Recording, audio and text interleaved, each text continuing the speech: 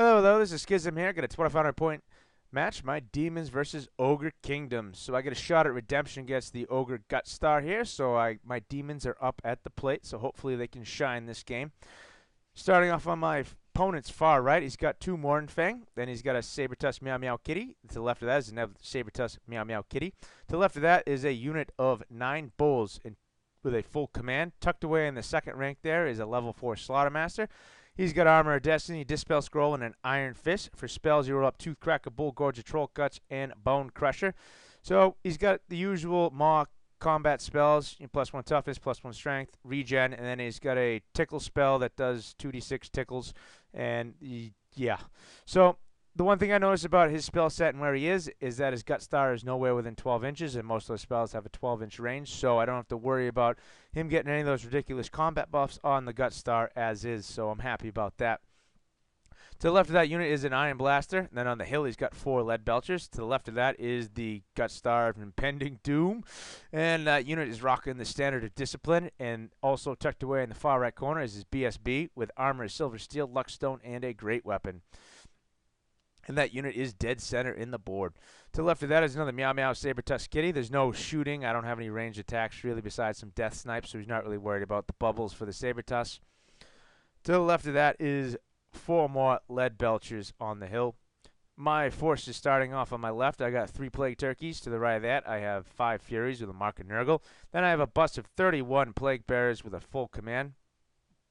To the right of that, I have 39 Plague Bearers. Tucked away on my far left corner is a BSB, the Locus of Virulence, giving that unit 5+ poison and a Razor Standard, so that unit also has armor piercing. The banner in that unit is the Lichbone Pennant, so I got a magic res 1 on there. So combined with a ward save, they're pretty resistant against magical missiles and all that good stuff. Then I have a Soul Grinder with Mark of Nurgle and the Claw. Behind him on diaper duty is the level 4 Demon Prince with his Sword of Swift Slaying for his 25-point gift. And for the 50-point gift, I rolled up Corpulence, so I believe it is. So he gets +1 wound. I really want the Unbreakable Skin, but if I had a settle for another thing that made him slightly survivable, a +1 wound, I'll take it. For spells, he rolled up on the Lore of Death, Fate of Bajuna, Soul Blight, Purple Sun, Hell Yeah, and a Spirit Leech. So some good snipe spells, some strength and toughness debuff there, and the Purple Sun, Hallelujah. To the right of that, there is a Beast of Nurgle, and then to the right of that, there's 3 more Plague Turkeys and 5 Furies with a Mark of Nurgle rounding out my forces. The Ogres get turn 1, and his Mornfang brazenly move up like so. The Meow Meow Kitties trot forward. His Ogre Bulls there with his Slaughtermaster Sally Forth there. And then his Iron Blaster, his Lead Belchers trot off the hill, and his Gut Star surges forward to take the center of the board. His Lead Belchers harry the flanks here with their Grape Shot Cannons, looking to take some pot shots off on the far left. The Magic Phase, not much going on. Tries to tickle me a bit. I laugh, and nothing happens. And then Toothcracker goes off. And so this unit is Toughness 5. Not much to do when all your spells are combat spells and you're not in combat. So in the shooting phase, his Iron Blaster takes aim at the Soul Grinder. Now, the Soul Grinder's got like a 4-inch thick base, so it's pretty tough to miss. So, of course, he hits. And he wounds, and he rolls a 1 for the number of wounds. Thank you, Dice Gods, for not killing my Soul Grinder turn 1. However, the Lead Belchers open up after that and do 2 wounds. Go figure. So the Soul Grinder's half dead turn 1, but at least he's not dead. The Lead Belcher's over here roll an insane amount of shots. I think he rolled 6, 6, and a 5 for the number of shots. So to come out with 1 Fury alive, I consider myself quite fortunate. Thank you, ward saves. My turn 1, I take my Plague Drones and I charge his Mornfang. He has to stay because if he fled center to center, he would flee right off the board. So I connect there. Then I take my Beast of Nurgle. I charge one of his Meow Meow Kitties. He sticks. I move my Soul Grinder up right behind. And my Diaper Duty Demon Prince moves up behind my Soul Grinder to shell himself from the Iron Blaster. Now, what also is good about the angle that he's at, if the Sabertusk and the Beast of Nurgle combat does not end one way decisively, then the cannon won't be able to shoot through the combat. So there's one screen of protection. The other one is he's going to have to shoot through my Soul Grinder again. You know, despite having 3 wounds in him already, I could hope for a lucky fail to wound or something like that, or I actually make a ward save. So, and the Furies just fly up behind and get behind his whole army just to do whatever they want to do behind there. And here you can see the problem that a Gut Star like this creates. The center of my board, I have my meat and potatoes in my army, my horde of plague bearers on my right, my bust of plague bearers on the left, and this big dead zone where the iron guts are in the center. So I move back with both, and I try and angle my units so that hopefully if he goes into one or makes a charge, I'll be able to support him with the other. That's really all I can do at this point to try and mitigate the damage these ogres can do. The good part is if he goes after my bust, which I hope he does, it'll draw him way the hell away from the rest of my army, and hopefully because of the ranks, maybe I might be able to be steadfast or stick or not blow up, and then I can get my other unit into his flank, but that's all wishful thinking at this point. My plague turkeys move up to point blank range of the lead belchers to get shot and pelted in the face with lead, but hopefully I have enough of the unit to survive to do some damage. My magic phase, I don't have much to do with the death spells, so you know I want to get rid of this saber tusk so he doesn't gum up this whole little passageway here in between these two impassable terrains. So I cast Faded Bajuna off on the puppy. He lets it go, or the kitty, I should say. He lets it go, and I suck his soul to wherever Bajuna takes souls. And then I take Soul Blight, and I manage to sneak it off onto the Mournfang cap. So if I had any doubt of my Plague Drones being able to handle this fight, well, now they're -1 strength and -1 toughness. So that should be more favorable for me. And in the combat, I do 2 wounds to him. He does 1 wound to me. I win. He's outside of his general's leadership. And he breaks, and he rolls a 6-6-5 to get away. And I roll a 6-6-5 to catch him. So I run down these Mournfang in an epic fashion. And there I go. I end up landing in the middle of my Furies, so I just bounce out the other side. Turn 2, he gets his Gorger in, which is an early showing for this gorgeous Gorger here, right into the rear. So he's here to gum up my plans I was to have on this side here. Which sucks, though, is that he is unbreakable, so I do have to kill every last wound off before I get to do anything with this unit if he takes him into the rear here next turn. His lead belchers move up to take shots at my horde. His Iron Blaster turns to take another shot at the Soul Grinder, and his general's unit turns around to face the Furies and whatever mess is going to come his way over here. His Sabertusk moves up into the way of my Plague Barrier bus here, so any plans I had, I'm going to have to try and get through that Sabertusk. And his Gutstar surges through the forest. And in the magic phase, he decides to take what he can to try and get this Meow Meow Kitty to stick. Now, in the combat previous to, we both slapped each other in the face and did nothing. So we have to fight another round of combat. I did no wounds to him. He did no wounds to me. So I'm gumming up the center here. So he wants to make this Sabertusk stick. And by doing that, he casts Toothcracker on it, so his toughness 5, which is not good for my strength 4 Beast of Nurgle. And he makes it stubborn. But in doing so, he miscasts. So he puts the template on himself here. He rolled a 5 or 6, and he ends up doing 8 wounds to his unit and 1 wound to the Slaughtermaster. However, that kitty now is stubborn and toughness 5, so that's not good for my strength 4 Beast of Nurgle. In the shooting phase, he takes a shot off with his Iron Blaster onto my Soul Grinder. He hits me, he wounds me, and I make my ward save. Hallelujah. The lead belchers haul off and do 4 wounds to my Plague Bears. So that strips a whole one of their demonic existence, and it does a wound to the other. In the combat here, I roll 7 attacks, and I only hit with 2 of them, and luckily I roll 2 5s to wound. And since the Sabertusk has no survivability, he just dies, and he managed to do a wound to me before he actually goes bye-bye. But thankfully, the dog's out of the way, and my turn's coming up next, so now I can make some moves. So my turn 2, I take my Beast of Nurgle and I charge the side of his lead belchers. They're off picture here.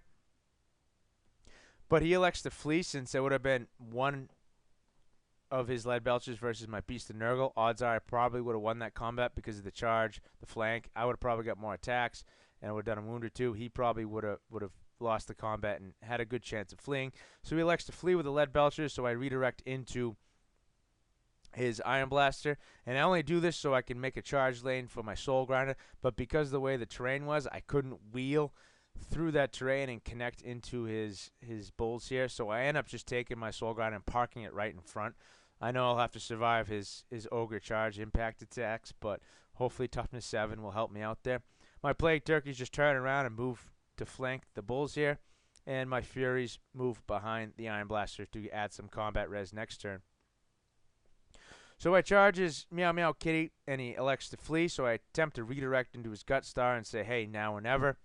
And I fail the charge, which I think is a good thing, but I wanted to go for it anyways, just because. And my Horde of Plague Bears move up to assist at this point because it's going to be all or nothing next turn. So if whichever one he does go into, hopefully the other one will be there to countercharge. Now, as you can see in this picture, Mr. Demon Prince decides to quit diaper duty and make an appearance and hopefully have a successful magic phase. And this is a picture you can see his Leadbelch is fleeing from that charge from the Beast of Nurgle and his Meow Meow Kitty throughout the other side of his Gut Star here. And I take my Plague Turkeys and I go into his Leadbelcher unit. And you can see the lone Nurgle Fury standing up on that hill there. He's just there if I win the combat. Hopefully he'll bounce through and end up somewhere off the table, or if someone's fleeing, I can charge and just charge me the other way. He's just there to wait for somebody to turn and run, so then he can charge him again. In the magic phase, of course, I'm about to go into a giant crippling battle with a Gut Star, and I roll double twos for my magic phase, which is a 4, and on the demon chart, that means I reduce my ward save by 1. So yep, I got a 6+ ward this turn. So I take my 4 dice and I throw all of them at Purple Sun because hell, why not? It's my saving grace this game. And I double 6 it. So it goes off irresistibly and it goes 18 inches through the Gut Star, hitting everyone in its path. So he takes a whole buttload of initiative tests, and yeah, I don't know how many dead ogres that is, but I counted it was 39 ogres worth of wounds there, and plus his BSB dies. But no matter how many ogres died or how many wounds it was, yeah, he only had 5 ogres left at the end of this.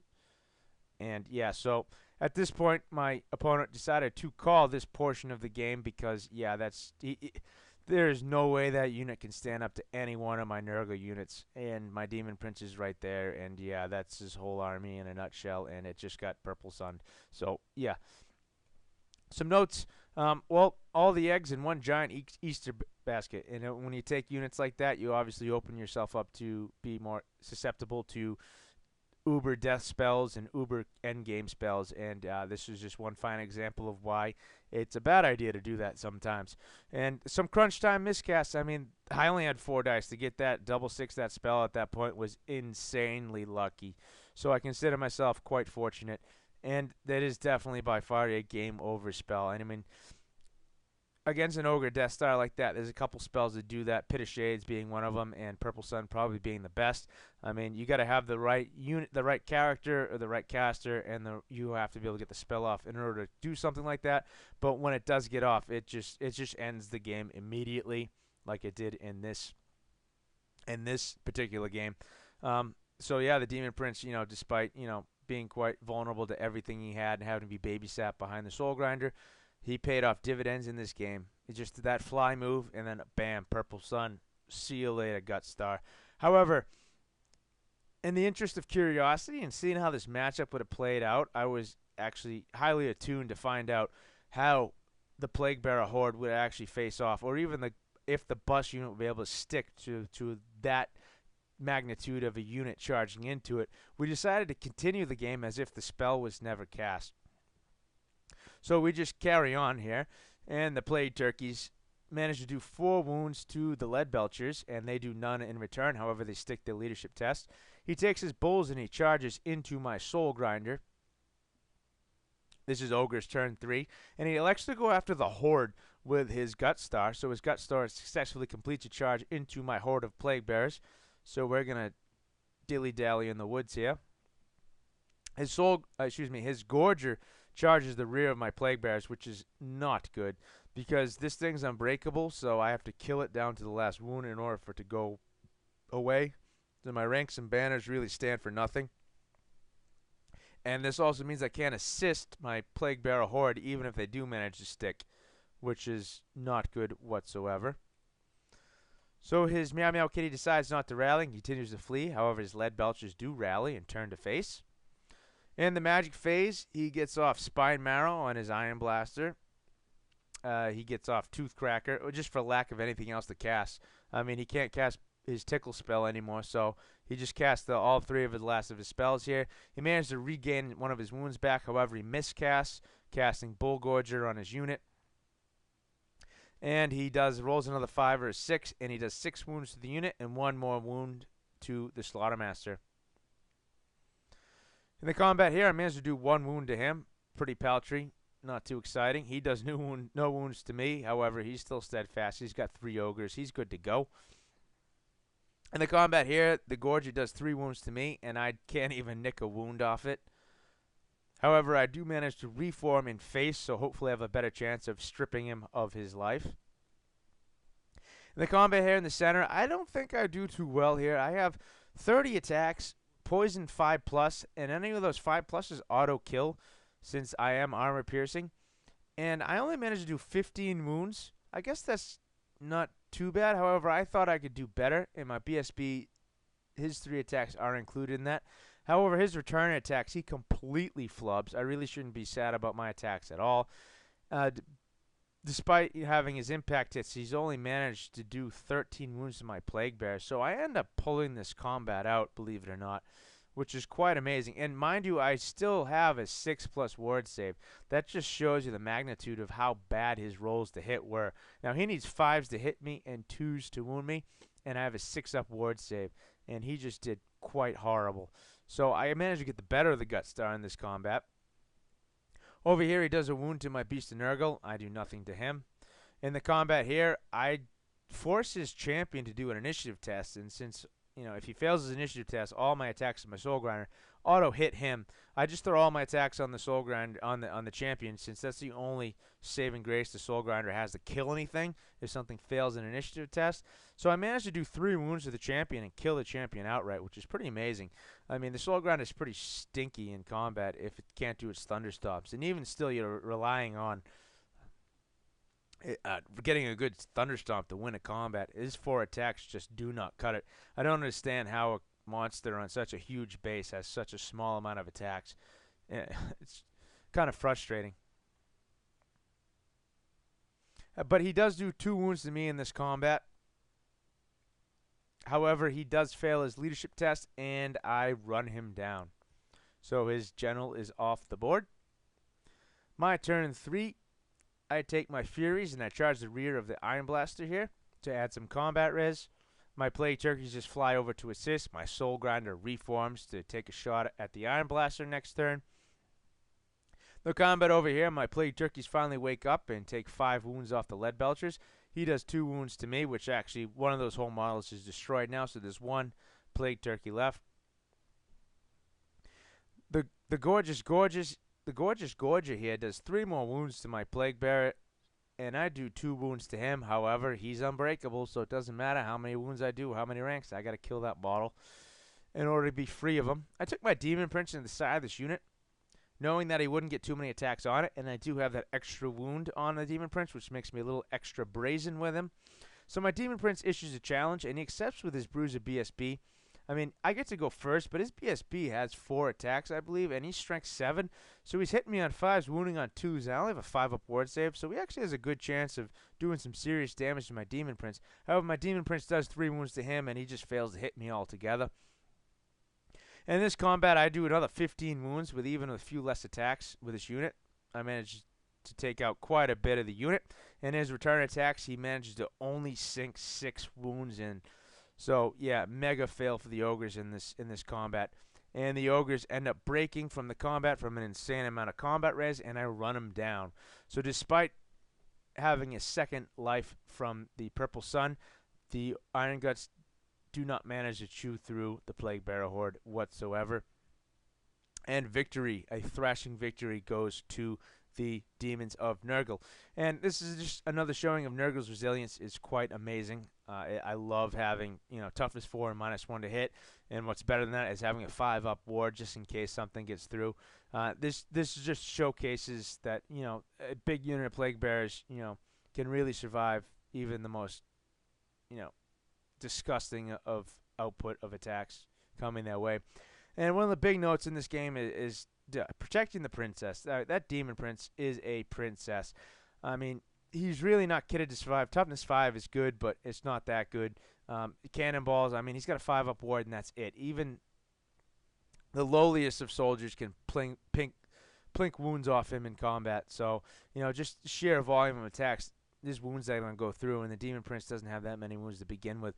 And especially since you're investing the magic into him to have a level 4, the points cost, you really end up babysitting this guy all day and all night. He really butt-hugged the Soul Grinder for the first 2 turns, and thanked the Soul Grinder for the job he did in this game for keeping the princess alive, just enough to get that perfect shot off against the Iron Guts to cast that Purple Sun. I mean, there's so many things that can really hurt a Demon Prince out in the open, especially the Demon one, because the Chaos one, at least you can give it the Charm Shield, you can give it a 1-up save, then it's got the 4-up save to back it up, you can improve its ward save by giving it items, all kinds of good stuff. The Demon Prince, you don't have that, and stuff like Lead Belchers a Lead Belcher unit can take off a Demon Prince in 1 round of shooting. An Iron Blaster, I fail a ward save, easily can take out a Demon Prince. So that Soul Grinder's job was to keep that Demon Prince alive, and it really was a babysitting job. The Gut Star, it commands respect. My whole game plan had to revolve around that Gut Star. I mean, it's a unit that can definitely take out on any unit in the game almost and just destroy it. But the Nurgle Horde managed to thwart them, which is quite a surprise to me, mainly due to his poor rolling. But even if he had average rolls, a lot of those Plague Bearers survived. So you can just see the effect it had, though, on the deployment of this game. Once that Gut Star went down, my army just kind of left this big void in the middle where the Gut Star went, just so I had time to react to it. I mean, I could have thrown my Furies in the front of it to slow it down a little bit, but I didn't do that. And the ward save wildcard, I mean, it just goes to show in matchups, no matter how dire the matchups look for you, I mean, having that 5+ ward save is definitely a wild card. It's something you need to consider, because if you can just roll 5s and 6s with that ward save, you can win any combat, no matter what you're going up against. It's just nice having that ability to something that, you're granted you might fail them all, but at the same time that you might fail them all, there's a potential you could make them all. And it really at least gives you a foot in the door to win any combat you get into. So, victory to the Demons. Thanks for sticking through it, and see you later.